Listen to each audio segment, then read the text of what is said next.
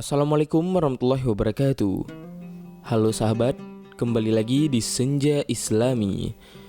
Pada kesempatan kali ini saya akan membahas mengenai sebuah kisah lanjutan daripada video sebelumnya, yaitu masih mengenai Perang Salib. Sahabat, batas Perang Salib antara satu pertempuran dengan pertempuran lainnya secara teoritis sulit ditentukan.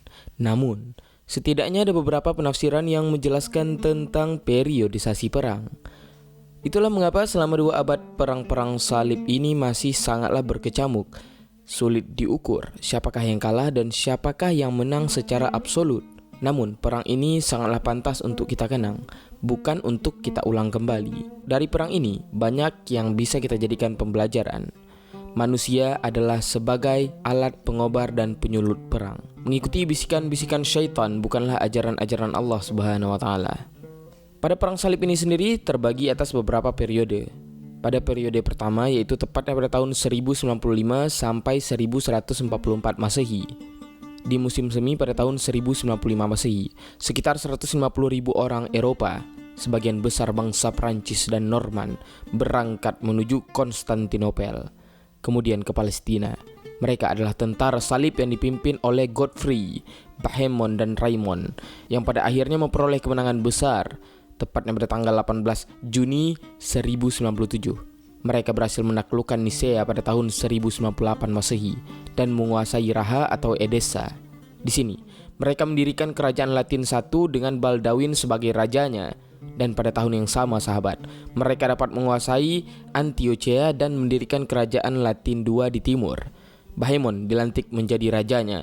Mereka juga berhasil menduduki Baitul Maqdis pada Juli 1099 Masehi dan mendirikan kerajaan Latin III dengan rajanya Godfrey. Setelah penaklukan Baitul Maqdis, tentara salib melanjutkan ekspansinya.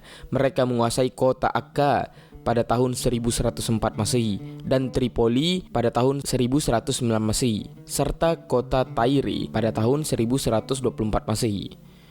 Kemudian di Tripoli mereka mendirikan kerajaan Latin IV dan rajanya adalah Raymond. Kemudian perang salib memasuki periode kedua, yaitu pada tahun 1144 Masehi sampai dengan 1192 Masehi. Imaduddin Zanki, penguasa Mosul dan Irak pada saat itu, berhasil menaklukkan kembali Aleppo, Hamimah dan Edessa pada tahun 1144 Masehi. Namun, ia wafat 2 tahun setelahnya. Tugasnya kemudian dilanjutkan oleh putranya Nuruddin Zanki. Nuruddin berhasil merebut kembali Antiochia pada tahun 1149 Masehi. Pada tahun 1150 Masehi, seluruh Edessa pun dapat direbut kembali. Kejatuhan Edessa ini menyebabkan orang-orang Kristen mengobarkan perang salib kedua. Mereka dihambat oleh Nuruddin Zanki. Mereka tak berhasil memasuki Damaskus. Louis VII dan Konrad II sendiri melarikan diri pulang ke negerinya. Namun, kejayaan tersebut tak berlangsung lama. Nuruddin pun wafat pada tahun 1174 Masehi. Pimpinan perang kemudian dipegang oleh Salahuddin Al-Ayyubi, yang namanya sampai saat ini pun masih sering kita dengar. Salahuddin Al-Ayyubi sendiri berhasil mendirikan dinasti Ayyubiyah di Mesir pada tahun 1175 Masehi. Pencapaian Salahuddin yang terbesar adalah merebut kembali Yerusalem, tepatnya pada tahun 1178 Masehi. Dengan demikian, kerajaan Latin di Yerusalem yang berlangsung selama 88 tahun pun berakhir. Jatuhnya Yerusalem ke tangan kaum muslimin sangat memikul perasaan sedih tentara salib. Mereka pun menyusun rencana balasan. Sahabat, kali ini tentara salib dipimpin oleh Frederick Barbarossa, Raja Jerman Richard the Lionheart, Raja Inggris, dan Philip Augustus, Raja Prancis. Armada ini mulai bergerak pada tahun 1189 Masehi. Meskipun mendapat tantangan berat dari Salahuddin, namun mereka berhasil merebut Akka yang kemudian dijadikan ibu kota kerajaan Latin. Akan tetapi, mereka tidak berhasil memasuki Palestina. Pada tanggal 2 November 1192 Masehi, sebuah perjanjian dibuat antara tentara salib dengan Salahuddin yang disebut dengan Sulh al-Ramlah. Dalam perjanjian ini disebutkan bahwa orang-orang Kristen yang pergi berziarah ke Baitul Maqdis tidak akan diganggu. Sangatlah besar toleransi yang diberikan oleh Salahuddin Al-Ayyubi. Namun perang salib tak berhenti sampai di situ juga, sehingga memasuki periode ketiga, tepatnya pada tahun 1219 sampai dengan 1291 Masehi. tentara salib pada periode ini dipimpin oleh Raja Jerman Frederick II. Kali ini mereka merebut Mesir lebih dahulu sebelum ke Palestina, dengan harapan agar mereka bisa mendapatkan bantuan daripada kaum Kristen Kipti.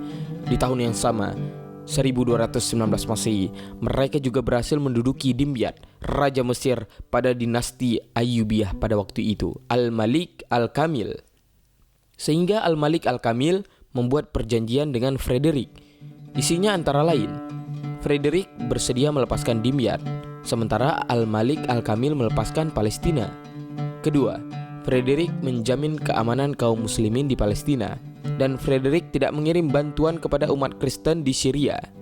Dalam perkembangan berikutnya, Palestina dapat direbut kembali oleh kaum muslimin, tepatnya pada tahun 1247 Masehi, di masa pemerintahan Al-Malik Al-Salih. Pada tahun 1291 Masehi, Akka atau Akri berhasil direbut kembali oleh pasukan muslim yang dipimpin oleh Baybars dan Kalawun. Pada saat itu Mesir dikuasai oleh dinasti Mamalik yang menggantikan posisi dinasti Ayyubiyah. Gelombang-gelombang pasukan salib untuk merebut kota suci Yerusalem daripada tangan kaum muslimin sampai sejauh saat itu gagal total. Bahkan kedudukan orang Kristen di Syria dan Palestina menjadi hilang seutuhnya. Keuntungan yang didapat pihak Kristen adalah pengenalan mereka terhadap peradaban, kemajuan, dan kebudayaan bangsa-bangsa timur yang ternyata jauh lebih tinggi dari yang mereka miliki ketika itu. Hal tersebut kemudian memicu kesadaran Kristen untuk maju. Hasil berikutnya yang mereka peroleh adalah hubungan dagang antara Eropa dan Asia, serta Barat dan Timur yang menjadi hidup dan berkembang. Selain aspek positif tersebut, aspek negatifnya justru jauh lebih besar dan sampai sekarang masih menghantui memori orang-orang Kristen Barat. Dampak negatif itu adalah munculnya stereotip negatif tentang Islam. Salah satunya adalah bagaimana pandangan orang Kristen terhadap orang Islam yang dibangun berdasarkan sumber-sumber literatur Barat yang ditulis selama era 1100 sampai dengan 1350, yaitu pasca terjadinya perang salib tersebut. Samuel Huntington mengistilahkan peradaban Islam tersebut sebagai peradaban perang, terutama perang melawan Barat. Tesis Huntington tentang Clash of Civilization dapat dikatakan sebagai implikasi terkini dari masa perang-perang salib. Ironisnya, tesis Huntington ini juga diamini oleh sebagian kalangan muslim yang sebenarnya hal tersebut tidaklah benar.